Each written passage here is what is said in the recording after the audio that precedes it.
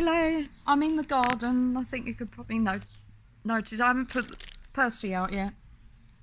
I'm recording a video. I mustn't let anybody see my dress, because no disrespect, I don't want everybody knowing my dress. Everybody that sees this video. I'm not suggesting that by any means anybody would actually want to come to my address, but you know, there are some funny people out there, aren't there, that might, perhaps they might just be so desperate to see my guinea pig in his run. They want his autograph. There you go. But what I'm doing is I've received an extremely exciting parcel.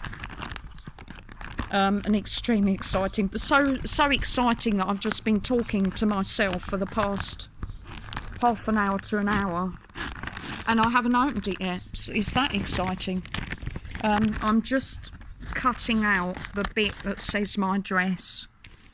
By the way, I thought this is a family affair. The only one I haven't got out at the moment is the guinea pig, because he would be trying to chew everything and he would be falling off the chair. I wouldn't be able to hold him and my teddy bear and Dell and the blanket and oh dear, I gave the game away, didn't I? What is in the parcel? I didn't say anything, did I? No. Anyway, I might have said that there's a blanket, but it's not now. I realise receiving a blanket is not necessarily an exciting thing, okay? I realise, you know, especially men out there, I'm guessing most men won't exactly get excited by a blanket arriving. I could quite understand. It's about as exciting as a woman going on and on about her 50, you know, collection of 50 cushions, because apparently us women, you know, that's what we are. We're just things that nag all the time and go on about our collection of cushions and rearranging them, and have you put the toilet seat down, all that sort of thing, okay? So yeah, this is a blanket, but and actually the thing is, it's kind of Dell inspired. So it's absolutely glorious weather here, I have to say. It's such a shame that I've got so much housework, so I'm not going to be able to spend all that much time outside. Why don't I do my housework when it's a shit, you know, excuse my language, and it's rubbish weather, you know, but there you go. I choose the best days and times to do these things. My excuse is I basically wouldn't bother, really. Well, I would bother eventually, but I really need to bother today because I've got a gas man coming tomorrow, and it's not as though he's like from the Good Housekeeping Guide magazine doing a photo shoot. I realise he's a gas man, and he probably doesn't actually give an F-U-C-K actually what my place looks like. But the thing is, he will care if he can't actually get to the actual boiler. Then he probably will care. So that's why I need to actually, you know, sort some things out. So here we go. Oh, what's that smell? I think it's the packaging. It's actually the packaging of the blanket. It's because it's in like this funny plasticky stuff. It actually stinks. It's like it actually smells like petrol. The terrible thing is I like petrol, so I actually kind of like the smell, but you're not supposed to breathe it in, I know, but oh well. Oh, now Nan told me about this. For some funny reason, they're so safety conscious, this company. It's from Printer Picks, by the way. Anybody that would like to know where to get themselves this delightful, when you see the creation that I'm going to unfold for you in a few moments. It's from Printer Picks, and I must say that it does take a while for them to process it and to put it together and to post it and for it to arrive. I've literally been waiting, I think, at least 1 month, maybe even 2 months for this thing to arrive. So please, whatever you do, if you want to order something like this for a present, Can I make the suggestion that you order this like 3 months before the person's birthday? I'm telling you, if you don't, then it's going to arrive late. Because that's exactly what happened to me. I ordered one for my nan. It arrived about 3 weeks after her birthday. Okay, now the thing is, to be fair, how many people really care? I hope that most people don't really care if things don't necessarily arrive on their birthday, because it's the thought that counts, right?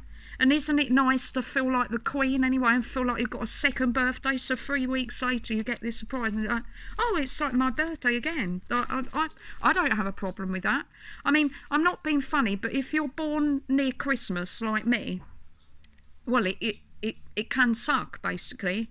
If I mean, I don't really care about birthdays, but if you're someone who absolutely like can't wait for their birthday and can't wait for all these cards and surprises and cake and everything, well, if your birthday is in December like me, I'm the 14th, you basically have to wait a whole bloody year, don't you? You basically don't really get anything to sort of, you know, get really excited about, and cards, and, you know, maybe if you're a mother, then you get Mother's Day. You might maybe get Easter cards, something like that, but otherwise it's like rather a, you know, you've got like a whole year to wait till like, oh, you know, celebrate again. And then you've got Christmas, obviously, like around about the same time, so everybody's banging on about Christmas anyway, so it's like, oh, well, your birthday's not really the main event, really. Everything's about Christmas, and then everything's about New Year. So yeah, so I don't have a problem with things coming late. Perhaps it's also down to the fact that I'm always late anyway. So what kind of a hypocrite would I be to be criticising people for being late when I am the queen of being late? For instance, yesterday I made my support worker wait for me for 50 minutes. 50 minutes, yes, I know. That's probably not the longest I've ever made someone wait as well. That's the thing. And that's unfortunately not a rare occasion for me either. Can I just say? But hopefully I'm worth it. You know, hopefully I'm worth it. Otherwise I'm in trouble, really. But anyway, this company is like so, you know, COVID, you know, so like safety conscious and health conscious and everything. You actually get, now I can't guarantee that they're always going to be sending masks, right? Because maybe next year, maybe hopefully we won't all need to worry about masks. I don't know. It might just become the new trend now for life now, that we just all, you know, that's the new accessory now. You know, forget sunglasses, forget hats, forget the latest trainers, you know, all the rest of it. It's going to be masks, you know, and everybody's going to be coming up with the weirdest and wackiest and sexiest mask. I don't know, like it might become a thing, you know. But basically, I've received this mask, so, you know, and these things can actually be expensive. I mean, put it this way, yesterday I spent £5 in Poundland on PPE or whatever they are, gloves, right? Which basically, to me, they looked rubbish and they felt rubbish. They basically were like, they were just like paper thin, clear plastic gloves, but like actually paper thin. I don't know how many were in the pack because I couldn't see, you know, it didn't say the number of how many are in the pack either. But it's probably quite a few, because they're paper thin, and it was like quite a wad of them. But like £5. I mean, come on. I mean, I've bought gloves to ride like cycling gloves, and I've bought like nice like faux fur like gloves and faux leather. I've bought gloves that I'm going to wear year round that were like less than £5. I mean, on Groupon, you know. I mean, the only trouble is the trouble with Groupon is the P&P is often like, it can actually end up being more than the actual flipping product that you're buying. But I mean, if you took the P&P away, or if you buy multiple things, which is what I try and do, quite often they give you the option of like buying, like if they've got 5 different colours, you can basically just choose all the 5 different colours, and then you obviously are only paying one P&P, so it works out cheaper basically, and obviously that's going to end up cheaper than my £5 gloves. So like, you know, but you know, you've got to do what you have to do, don't you? But it's just, I felt particularly peed off because you know, I've tried to be organised, and on Groupon again. Okay, I'm a bit addicted to Groupon. I bought a box of gloves, a box of, you know, like an actual whole box. I don't know how many must be in there. There must be like at least 100, 200 pairs of these flipping gloves. And these gloves are more substantial. They're still thin, but they're not like papery. And I don't think they were cheap, quite honestly. I think they were like about £15 or something. But there's lots of them, and they are of quite a good quality, I suppose, as far as disposable gloves go. And I think they're like they're suitable for people that have got allergies and different things, because lots of people have got all sorts of different skin allergies. I mean, my skin can be really peculiar. Quite often. I've had to take antibiotics before because of skin conditions. Like literally, I've had such bad like on my hands. My hands have been like red raw, and they've been like basically like crocodile handbags. And it's because I've had quite a severe like an eczema and what was it they called it? I don't. Oh, I can't remember. It's a skin condition, but it's an infection. It was actually an infection, and I had to be on antibiotics twice a day, I think, for 10 days. I think I had to, just for a skin condition. So, you know, but there are people that have latex allergies and all sorts of different, like. So I think these gloves are supposed to be suitable, like, for people with all those possible different. There's no guarantees, obviously, everybody's different, but it's supposed to be good for different people anyway. But anyway, I'm boring you now. You've seen the mask, so let's just flipping well open this baby. And I'll try not to, because I've got I have to use scissors for everything basically, because I can never open anything. My fingers and hands are just rubbish. I don't have any strength whatsoever, like in my hands, really. They're getting worse as well. I swear they're getting worse as I get older.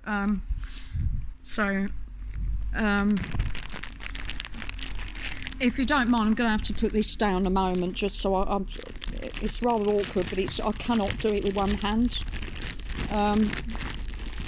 So I'm just, hello. Oh, you've got a very flattering view of up my hooter. Up my nostril there, great.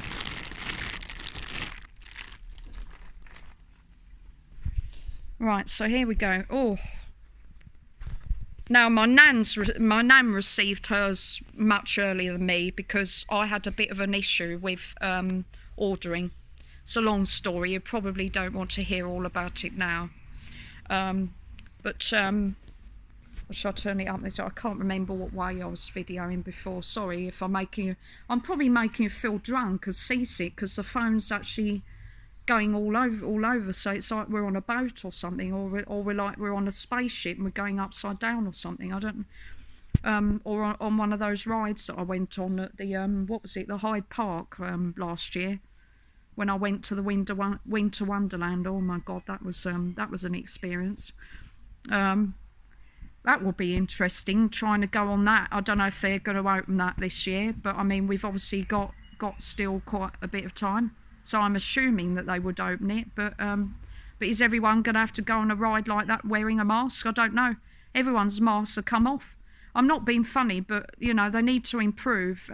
Someone needs to improve these masks, because at the moment I find, certainly for me, I don't mind wearing a mask, right? I get that it's important. Like, it's like when you go, at the moment you don't have to wear them everywhere, but at the moment it's compulsory to wear them on any kind of public transport. And I went on the bus yesterday, and it was fine, but I've got a small head, I've got a small face. You wouldn't know it, because well, you might know it, because I'm not suggesting that I'm the most intelligent person, but I certainly produce a lot of noise for someone who's got a small face. I have been told that, you know, for a small person, I'm a very noisy person at times. But I have actually got a small head and a small face. And the thing is, all of these masks are designed for one size fits all, which is all right unless you deviate for anything which they consider normal, or which they consider ordinary or average size. So of course I can't be the only person that deviates away from that, can I? You know, I mean, for instance, children. I mean, most of them aren't gonna. I mean, are there masks that are suitable for children? But then you see, when you're talking about children, you then need different sizes for the different ages, really, don't you? I mean, this is the thing. I mean, has anybody thought? I mean, the trouble is we haven't really had to think about these things before, but I think someone's going to have to think about them, really. You know, so I definitely would like to see. I would like to see different size ranges and different. You know, I would like, you know, because if we're going to have to be wearing these now for months, we could be having to wear them for months, if not maybe even years. I mean, I don't want to frighten people here, but I mean, this could actually become the new norm. I'm just putting it out there. So if that's the case, then we need to actually have masks that fit everybody, surely. Because it's all very well saying it's compulsory to wear a mask, but if my mask falls off while I'm on the bus, it's a bit, you know, obviously I'm not going to get thrown off the bus, I doubt, just because my mask has fallen off. But you know, I mean, I am aware that my mask doesn't really fit me properly. I mean, it doesn't. It keeps slipping down. I keep having to move it. And the trouble is, it then actually means that I'm potentially infecting myself and infecting people more. Because as soon as you have to start fiddling with it, like touching it with your fingers and your hands and everything, that have probably touched the bell to press the button, well, okay, I'm trying to wear gloves. I'm also wearing gloves on the bus as well because I'm aware of that. But, you know, at some point I might just end up, you know, there's just going to come a time where it's going to be more. It just makes it more tricky if you've got a mask that doesn't fit and you have to keep fiddling with it, you know, and adjusting it every time it keeps slipping down. So that's I would like, and it's not just that, actually, gloves, because again the gloves that I was wearing were massive on my hands. I mean they're just ridiculous. I mean I'm lucky that they stayed on my hands, probably because it's hot, you know, and no disrespect, sweat. That's probably what held them on. But otherwise I don't think they would stay on. Like they're huge. You know, I don't know what size they were. I think they were based on gorillas' hands. I don't know. They're just huge. Yeah, so. But anyway, and also I would like to know, I want, my owner's been thinking that when the museum opens again, and she wants to, you know, do things with me because I'm part of the job, you know, and doing the perspective tours.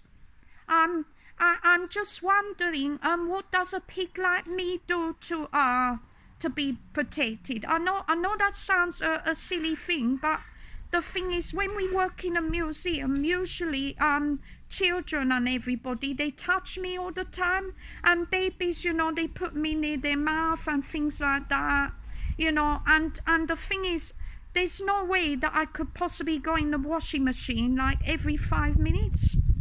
You know, it's just very difficult. So Mana was thinking, you know, Mana was thinking that it would be great if they're the piggy, you know, me, if I could have like my own special suit or something, so that I can still go in the museum and do my job, but then at the end of the day I can take it off and we can wash that, so we don't have to wash me, and so we don't infect people, but so they still get the experience of having me in the museum and having that you know, that interaction.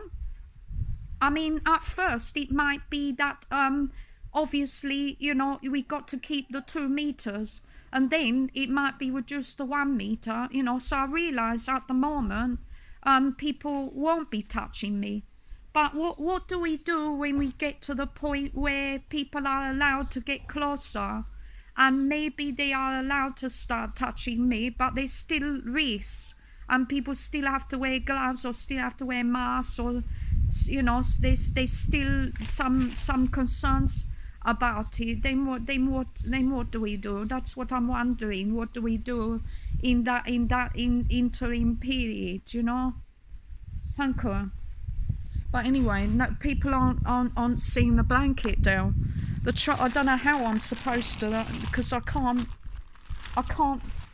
God, this stuff's all blowing away. Excuse me. Let me put it down here. Hopefully it won't blow there.